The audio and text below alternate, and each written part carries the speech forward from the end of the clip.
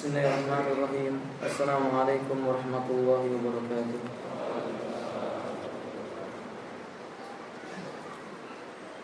Innal hamdalillah nahmaduhu wa nasta'inuhu wa nastaghfiruhu wa na'udzu billahi min shururi anfusina wa sayyiati a'malina. Man yahdihillahu fala mudilla lahu wa man yudlilhu fala hadiya lahu. Asyhadu an la ilaha illallah wahdahu la syarika lah wa asyhadu anna Muhammadan abduhu wa rasuluh. Allahumma salli ala Muhammad wa ala alihi wa ashabihi wa man tabi'ahum bi ihsan ila yaumiddin, amma ba'd. Ikhwati rahimani wa rahimakumullah, kita lanjutkan membaca kitab Mukhtasar Al-Fiqh Al-Islami fi Daw'il Qur'ani wa Sunnah li Fadilati Syekh Muhammad ibn Ibrahim ibn Abdullah At-Tuwaijiri rahimahullah ta'ala. Pasal yang akan kita bahas berikutnya adalah Jaza'u Ahli Tauhid, balasan yang diterima bagi orang yang mentauhidkan Allah Ta'ala. Di buku antum itu ada pada halaman yang ke-70. Pada halaman yang ke-70 raqam 6, nomor yang ke-6. Iqra. Balasan bagi orang yang bertauhid.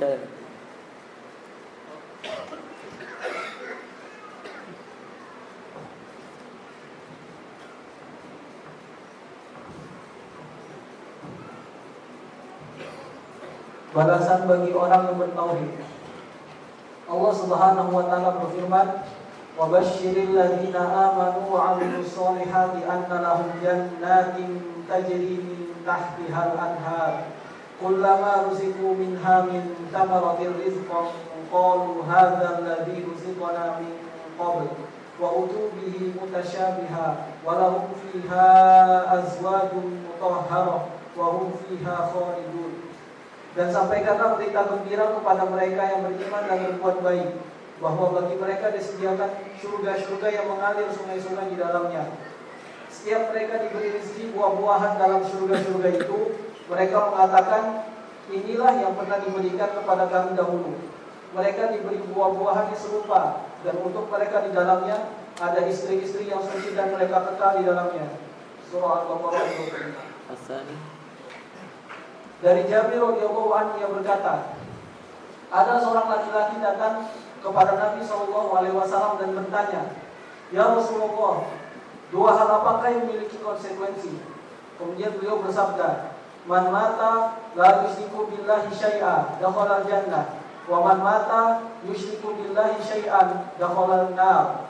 Barang siapa mati dalam keadaan tidak menyekutukan Allah dengan sesuatu, maka ia akan masuk surga. Dan barang siapa mati dalam keadaan masih menyekutukan Allah dengan sesuatu, maka ia akan masuk neraka. Hadis riwayat Muslim nomor 93. Qala Syekh At-Tuwaijiri atau At-Tuwaijiri rahimahullah ta'ala, Jaza'u ahli tauhid, balasan bagi orang-orang yang bertauhid. Minha, di antara balasan yang diterima, dan ini pasti karena ini merupakan janji yang datang dari Allah Subhanahu wa taala. Qala Allah azza wa jalla, Allah mengatakan, a'udzu billahi minasyaitonir rajim. Wa basyiril ladzina amanu wa 'amilus shalihat. Dan berilah kabar gembira kepada orang-orang yang beriman serta beramal saleh. Yang dimaksud dengan alladzina amanu ai humul mu'minun al-muwahhidun, yaitu orang-orang beriman dan mereka mentauhidkan Allah Ta'ala. Wa amilus solihat, dan mereka mengerjakan amal saleh. La yusamma a'malan salihan illa tawafarat syartaini, dan kita tahu bahwa amal tidak dikatakan saleh sampai terpenuhi dua hal. Ikhlasun fin niyyah, keikhlasan di dalam niat, wa mutaba'atun bima ja'an Rasulillah, dan mengikuti apa yang datang dari Rasulullah. Wa la yusammal ikhlas illa khalasa 'anit tauhid khalus anit tauhid, tidak dinamakan khalus anit syirki, tidak dinamakan tauhid kecuali tidak dinamakan dengan tauhid kecuali bersih dari segala macam kesyirikan. Maka Allah mengatakan, beri kabar gembira orang-orang beriman, mereka adalah orang-orang yang bertauhid, beramal soleh, mengikuti Nabi dalam beribadah, dalam mengerjakan amal. Anna lahum jannat, bagi mereka surga, jannatin tajri min tahtihal anhar, surga-surga yang mengalir di bawahnya sungai-sungai. Dalil ini menunjukkan kullu muwahhidin yadkhulul jannah, tiap yang mentauhidkan Allah pasti masuk ke dalam surganya Allah. Sebesar apapun dosa yang dia miliki selain kesyirikan, pasti masuk surga Allah Subhanahu. Kalau orang berbuat syirik, kebalikannya. Sebesar apapun amal kebaikan yang dia lakukan, pasti masuk nerakanya Allah dan tidak bisa masuk surganya Allah Ta'ala. Innahu may yushrik billah faqad harramallahu alaihil jannah. Sesungguhnya orang yang menyekutukan Allah, sungguh Allah telah haramkan baginya surganya Allah. Wa ma'wahun nar, tempat tinggalnya adalah neraka. Wa ma lidzalimina min ansar, dan tidak ada bagi orang-orang yang berbuat kedzaliman, yaitu orang yang berbuat kesyirikan, seorang penolong pun. Orang beriman, anna lahum jannatin tajri min tahtihal anhar, bagi mereka disediakan surga-surga yang mengalir di bawahnya sungai-sungai. Sering sekali Allah mengulang-ulang ayat yang seperti ini, jannat tajri min tahtihal anhar, surga-surga mengalir di bawahnya sungai-sungai. Dan yang perlu kita catat, surga itu mana ainun ra'at wala udhunun sami'at wala yudriku qalbu rajulin qad. Belum ada satu hati manusia pun yang mampu menggambarkannya, telinga mendengarnya, mata melihatnya. Ini sesuatu yang Allah Subhanahu wa taala sediakan. Mungkin penamaannya ada sama dengan perkara yang di dunia, tapi hakikatnya tidak sama. Allah mengatakan sungai-sungai. Di dunia ada sungai, tapi tidak sama. Wallahi demi Allah, tidak sama sungai di surga dengan sungai yang ada di dunia. Ibnu Abbas radhiyallahu taala menyebutkan, anna lahum jannatin tajri min tahtihal anhar, bagi mereka surga-surga yang di bawahnya mengalir sungai-sungai. Beliau mengatakan al-anhar laisa la khandaq, sungai-sungai yang tidak ada cekungannya, tidak ada paritnya. Jadi sungainya tidak ada paritnya. Antum bisa membayangkan? Kita bisa membayangkan? Selama ini kalau namanya sungai ada apa? Ini tidak ada. Falamma aradu sahibul jannah atau ashabul jannah, adapun orang-orang yang menginginkan tentang air minumnya, jadi penghuni-penghuni surga yang menginginkan air minumnya, ta'ti ilaihi, air sungai itu akan mengalir menjumpai dia. Jalan mengalir memenuhi gelas-gelasnya. Ada berapa sungai di surga ya, Pak? Angkat tangan. Ada berapa sungai di surga? 4. Yang pertama sungai madu, yang kedua khamr, yang ketiga susu, yang keempat apa? Air tawar. Allah mengatakan ma'un ghairu asin, air yang tidak asin. Maksudnya air yang menyegarkan. Jadi asin itu bahasa apa? Bahasa Arab. Asin itu bahasa Arab. Masya Allah, la quwwata. Khamrnya tidak memabukkan. Manusia minum khamr di dunia akalnya hilang. Semoga kita termasuk ahli surga, Allahumma amin.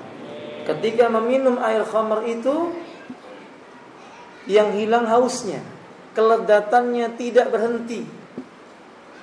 Minum terus tidak terasa kembung. La yatabawul, tidak buang air kecil. Walaytaghaw, tidak pula buang air besar. Lalu kemana larinya makanan dan minuman itu? Keringatnya. keluar melalui keringat-keringat mereka. Tapi yang menakjubkan, Nabi menyebutkan riwayat Tirmidzi, keringatnya ahli surga berbau berbau minyak misik. Masya Allah. Surga ya kawan, hada li ahli tauhid. Ini bagi mereka-mereka yang mentauhidkan Allah Azza wa Jalla. Janji ini saja cukup buat kita. Ketika Allah mengatakan bagi mereka surga yang mengalir di bawahnya sungai-sungai, itu sudah cukup buat kita ya kawan. Belum lagi Allah mengatakan kullama ruziku minha min samarah rizqan. Tiap kali mereka dikaruniakan di dalam surga itu buah-buahan sebagai bentuk rezeki kepada mereka. Qalu, mereka berkata, hadzal ladzi ruzikna min qabl. Ini karunia yang dicurahkan oleh Allah sejak dahulu, sejak sebelumnya. Di surga didapatkan lagi. Dan buah-buahan surga enggak sama dengan buah-buahan di dunia. Antum kalau metik apel atau buah mangga naik tangga, di surga tidak. Allah mengatakan kutufuha daniyah. Buah-buahan surga itu didekatkan kepada orang yang menginginkannya. Begitu seseorang ahli surga menginginkan buah itu turun dengan dahannya tepat di wajahnya, dia tinggal memetiknya. Kutufuha daniyah.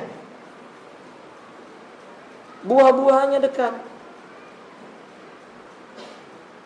Dan ikhwati rahimani Allah, pohonnya di surga, ada satu pohon di surga namanya pohon tuba.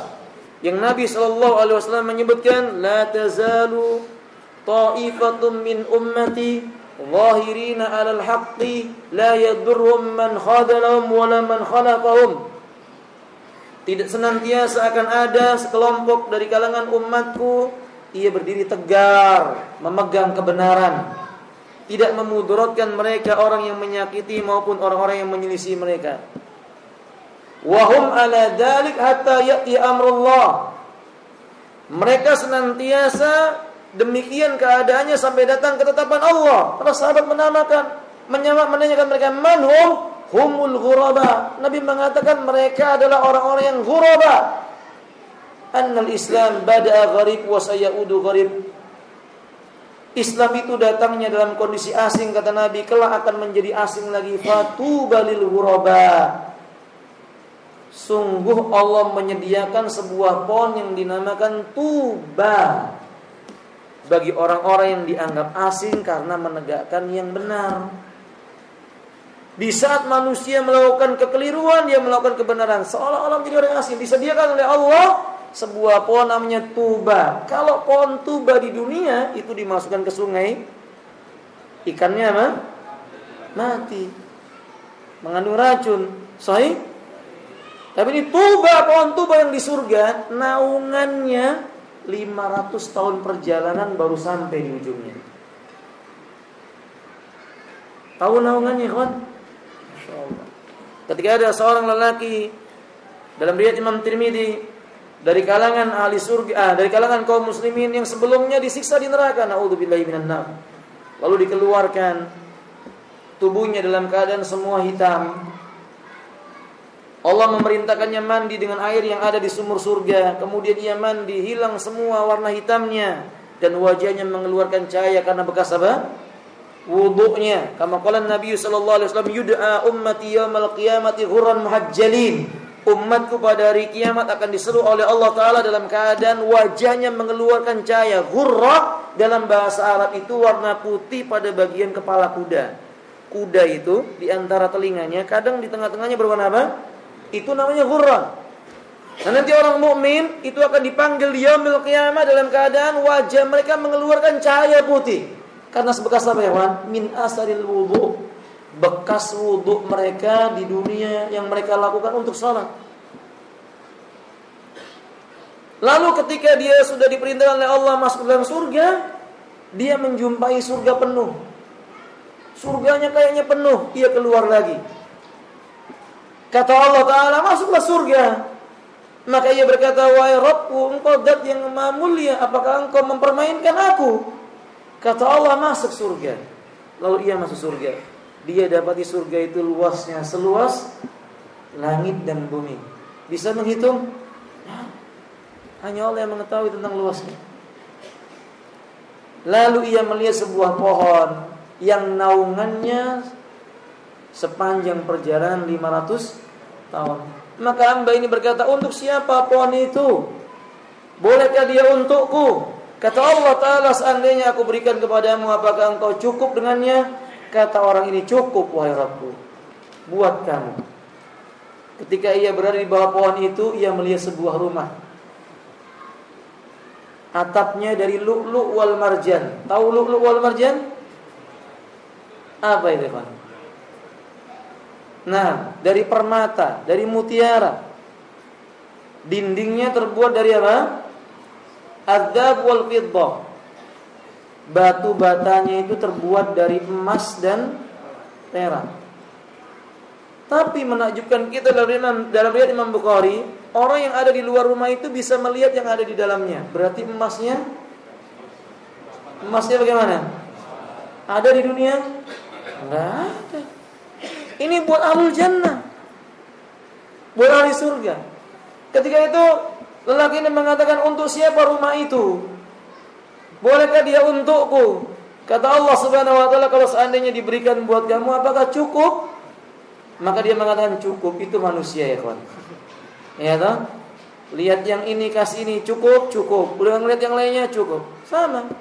Antum sudah punya istri satu, lihat yang lainnya pingin dua atau tidak antum? Oh, enggak ada. Berarti alhamdulillah ibu bersyukur. Enggak ada Bu di sini yang menjawab, Bu. Apanya enggak ada yang menjawab. Tapi ini fitrahnya manusia demikian. Yani Allah Subhanahu wa taala mengatakan, wa utubihi mutasyabiha, diberikan dengannya keadaan namanya sama tapi hakikatnya enggak sama. Di surga ada apel, di surga ada inab, anggur. Di surga ada khamar tapi enggak sama hakikatnya. Walahum fiha azwajum mutahharah, dan bagi ahli tauhid di dalam surga disediakan pasangan hidup yang disucikan oleh Allah Ta'ala. Wanita-wanita yang suci. Dalam riwayat Imam Muslim, tiap kali suaminya mengumpulinya, lalu ia menyelesaikan hajatnya, maka wanita itu kembali seperti semula. Bikron. Tahu bikron? Faham bikron Bapak? Faham ya? Lawannya bikron apa? Lawannya bikron apa? Kok janda? Itu bahasa Indonesia. Nah, sayyibah. Ini semua wanita-wanita di surga itu bikron. Tiap kali suaminya mendatanginya, kembali lagi seperti bikron. Bahkan seorang lelaki yang mendatangi istrinya dalam satu hari di surga itu 100 kali la yamasul lughub, tidak merasa capek. Itu ahlu tauhid. Berarti dunia itu enggak ada apa-apanya. Maka ahlu tauhid itu pemikirannya selalu melihat ke mana? Akhirat. Jauh ke depan. Walau tidak melupakan kehidupan apa? Dunia. Nah, makanya nasihat antum, kita semua, seandainya di antara kita ada yang kita bilang belum menikah, enggak usah sedih. Yang penting bertauhid. Kalau sampai meninggal dunia belum dapat istri, insyaallah walahum fiha azwajun mutahharah. Bagi mereka di surga disediakan istri-istri yang pasangan hidup yang senantiasa suci. Disucikan oleh Allah Azza wa Jalla. Saat itu yang laki-laki dapat istri namanya bidadari. Perempuan yang meninggal enggak punya suami dapat apa, Bapak? Ibu-ibu dapat apa? Bidodoro. Enggak ada bidodoro. Maka mereka mendapatkan lelaki-lelaki yang soleh. Walakum fiha ma tastahi anfusukum. Bagi kalian di dalam surga itu apa saja yang jiwa kalian menginginkannya. Sebagaimana laki-laki mengharapkan adanya pasangan hidup, perempuan juga, maka terpenuhi semua. Ini balasan bagi orang yang bertauhid. Wa hum fiha khalidun. Mereka di dalam surga itu tinggal, kekal di dalamnya. enggak merasakan sakit secuil pun, tidak merasakan kesedihan sedikit pun. Yunza'u min qulubihim ghil, perasaan dengki, jengkel, benci sudah enggak ada di surga ya, Pak. Dicabut sama Allah. Enggak ada itu kecemburuan. Enggak ada lagi perasaan hasad, enggak ada. Semua dicabut. Yang ada dalam surga itu kebaikan, ketenangan, ucapan-ucapan mereka tasbih, tahmid, pujian, sanjungan. Jabir bin Abdullah radhiyallahu ta'ala menyebutkan balasan bagi ahlu tauhid. Atan Nabiyyu sallallahu alaihi wasallam rajulun faqal. Atan Nabiyyu sallallahu alaihi wasallam rajulun faqal. Ada seorang lelaki mendatangi Nabi sallallahu alaihi wasallam, tiba-tiba ia berkata, "Ya Rasulullah sallallahu alaihi wasallam, mal mujibatani?"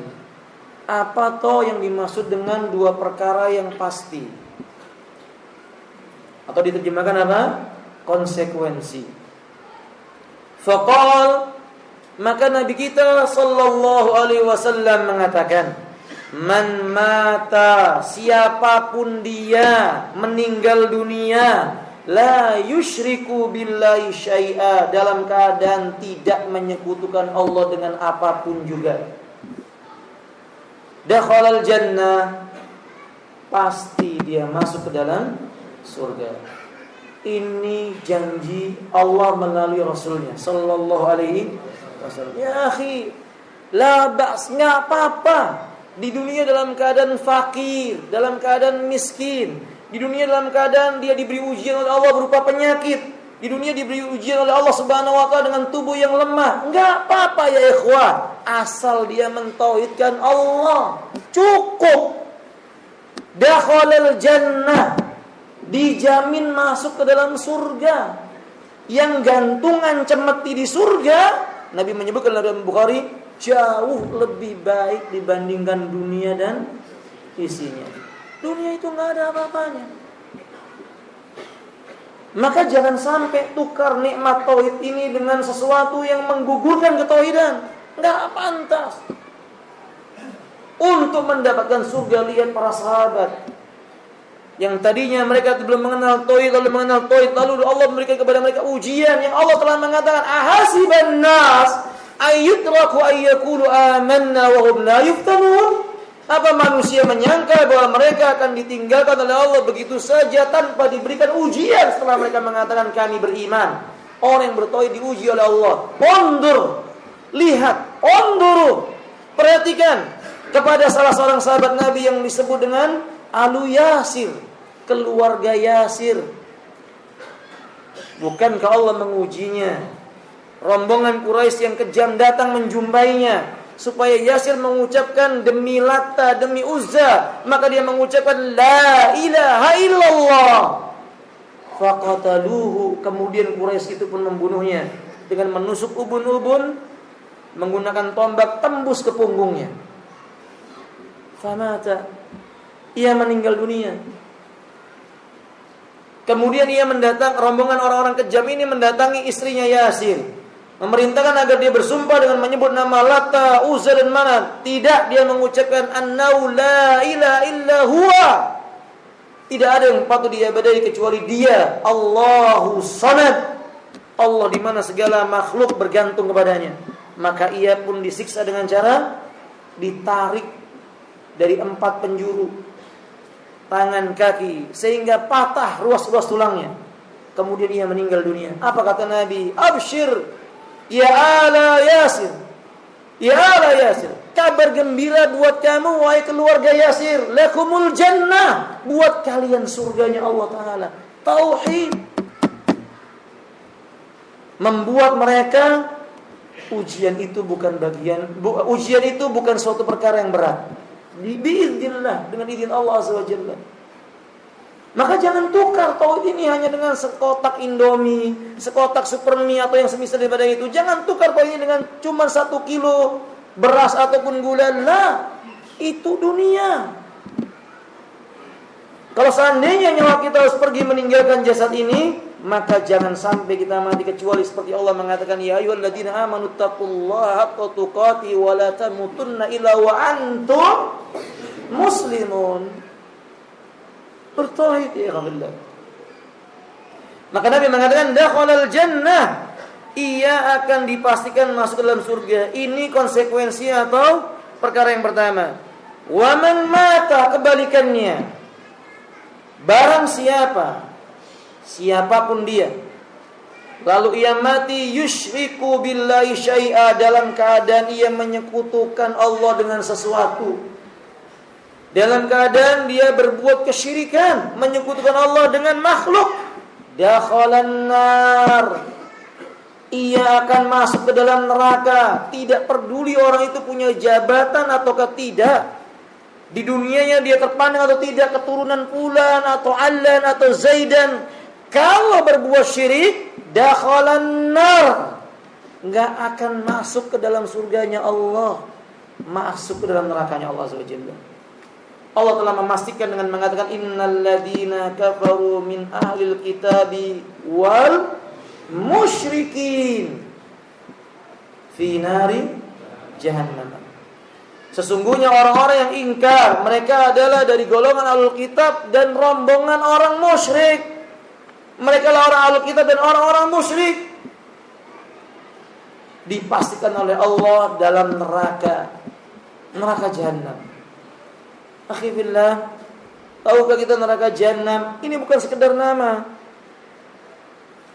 Di antara neraka jahanam itu ada lembah namanya Wail.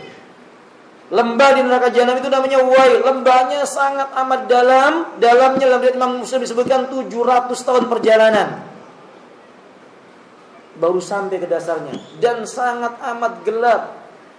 Tidak ada makanan yang dijumpai di sana kecuali sajaratuz zakum.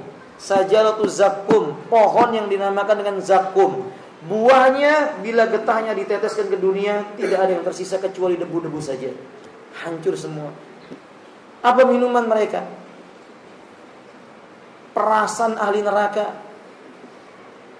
Perasan ahli neraka, kotoran-kotorannya, tinjanya, baulnya, kencingnya, nanahnya. Perasan mereka itu yang diberikan minuman untuk mereka. Nauzubillah min dzalik. Maka bila rahimahullah, kesyirikan itu rusak, berakhir juga dengan kerusakan. Dan perlu dicatat, kesyirikan itu sulit, sementara tauhid itu mudah. Berbuat syirik itu susah, berat, repot.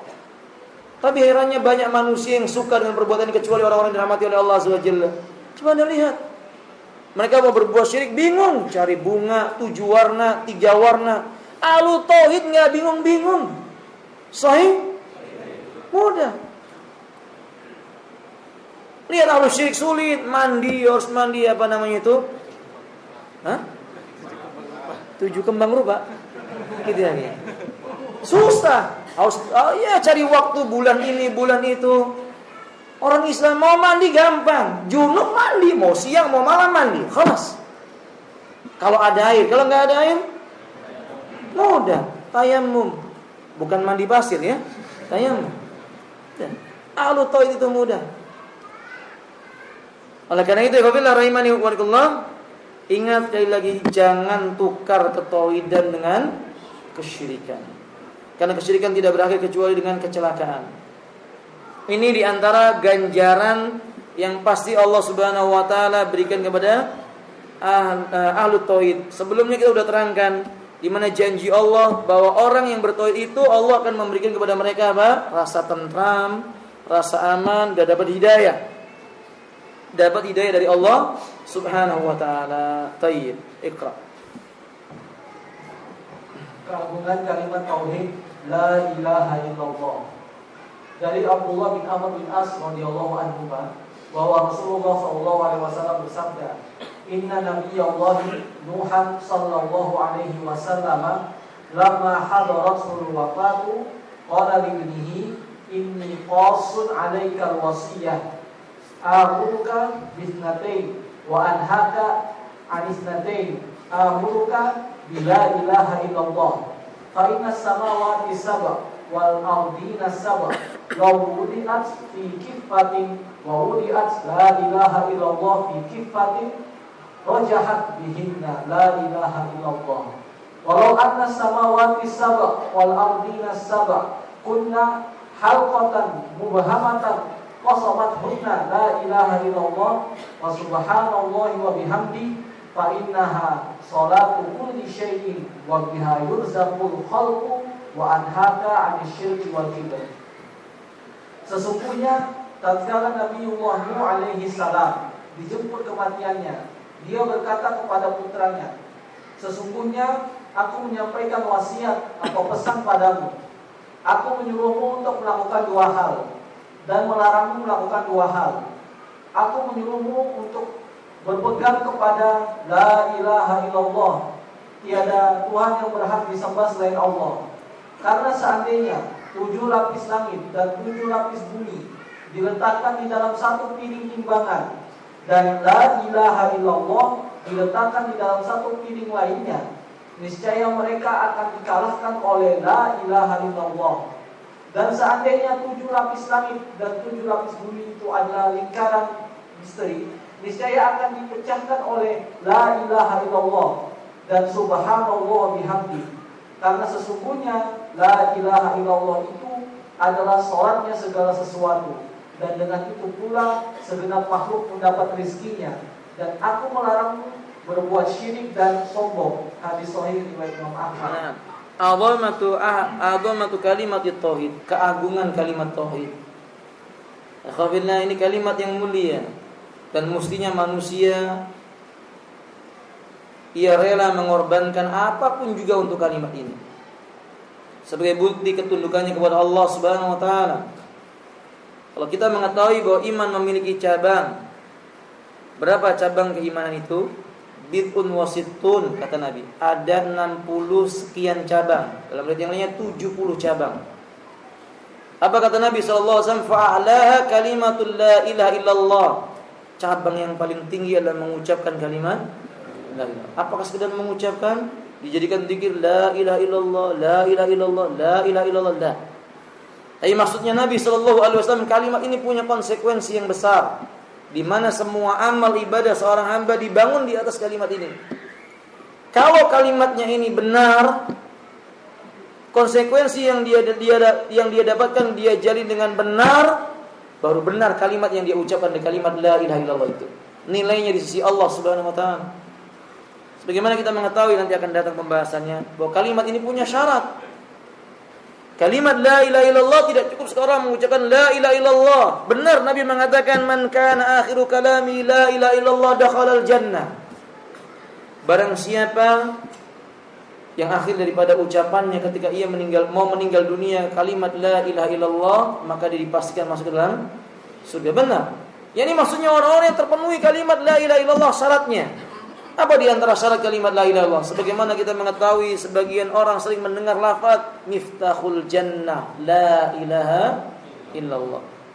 Kunci pembuka surga adalah kalimat la ilaha illallah. Sebagaimana sudah kita maklumi, tiap kunci itu lau aslan ada apa? Giginya. Kunci ada giginya. Antum jangan bilang sekarang beda Ustaz. Kuncinya apa namanya? Digital. Tetap ada kode tertentunya, nggak mungkin nggak. Maka tiap kunci itu ada giginya. Gigi kunci ini namanya syarat. Kalau giginya rompal satu, bisa terbuka nggak kuncinya? Maka nggak boleh. Rompal syaratnya. Apa di antara syarat kalimat la ilaha illallah? Sebutkan 3 saja ya kawan. Ayo, siapa yang bisa angkat tangan? Fadhal anta. Ahsan. Al ilmu, al ikhlas, al yakin. Bisa tahu yang lainnya?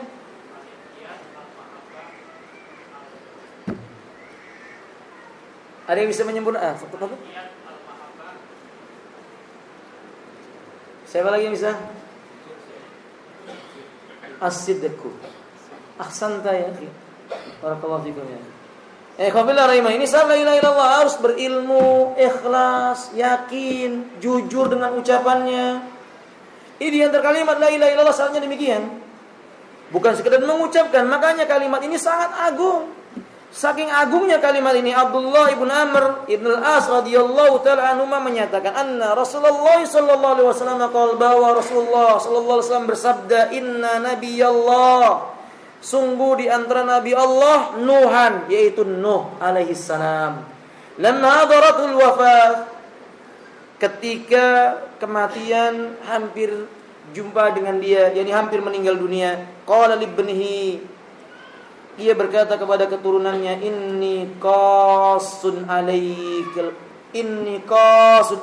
wasiyah, aku akan menceritakan kepadamu sebuah wasiat yang agung. Ini nilainya wasiat buat kamu. Wasiat itu wajib untuk dia bagaimana? Tunaikan. Amuruka bisnataini, aku perintahkan kamu kepada dua perkara. Dakhalul waqt lis-shalah.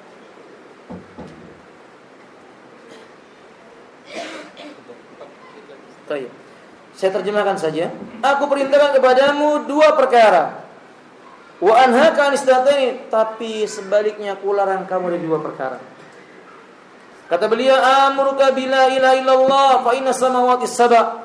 Aku perintahkan kamu untuk menetapi kalimat la ilaha illallah, karena sesungguhnya langit yang jumlahnya 7 lapis, wal ardina sab'a, bumi yang juga 7 lapis, lau diatli kifah, bila dia diletakkan pada satu sisi timbangan. Timbangan itu berapa makanya?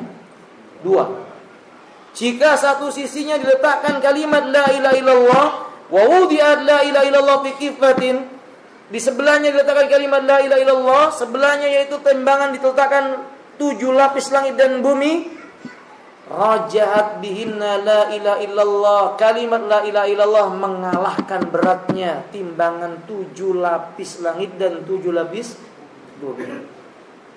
Ikhwan, ini membuktikan agung kalimat ini, ikhwan. Dunia enggak ada apa-apanya. Lalu kata Nabi alaihi salatu wasalam, kata Nuh alaihi salam, walau anna samawati sab'a wal ardina sab'a, kalau seandainya langit dan bumi itu diperumpamakan 7 lapisnya masing-masingnya diumpamakan kunna halqatan mubhamatan, seperti sebuah lingkaran yang mubham. Mubham itu artinya misteri. Seperti sebuah lingkaran misteri yang tidak terpecahkan. Fadamathunna la ilaha illallah wa subhanallahi wa bihamdi. Ucapan la ilaha illallah wa subhanallahi wa bihamdi itu sesuatu yang bisa menghancurkan misterinya, terbongkar semua, terbuka. Fa inna salatu kulli syai', karena kalimat ini merupakan salatnya segala sesuatu. Wa biya yurzaqu al-halqu wa biya yurzaqu al-khalqu, dengan kalimat la ilaha illallah turun rezeki dari Allah. Dikarunia rezeki, keberkahan umur, keberkahan usia maksud saya, keberkahan kesehatannya, keberkahan makanan yang dia miliki. Wa anhaka anisyirki wal kibr, kularang kamu dari 2 hal, syirik dan, karena sombong ini ujung-ujungnya membuat pelakunya jatuh dalam perbuatan apa? Syirik. Dan dosa yang pertama kali dilakukan oleh makhluk ciptaan Allah adalah dosa sombong. Siapa yang melakukannya? Iblis, la'natullah alaih. Nanti kita akan jelaskan syarah hadis ini pada pertemuan berikutnya. Sekarang sudah masuk waktu Isya. Ya, kalau tidak ada kita cukup sampai di sini. Semoga bermanfaat. Akhiru da'wana alhamdulillahirabbil alamin. Subhanakallahumma bihamdik, asyhadu an la ilaha illa anta, astaghfiruka wa atubu ilaik. Assalamualaikum warahmatullahi wabarakatuh.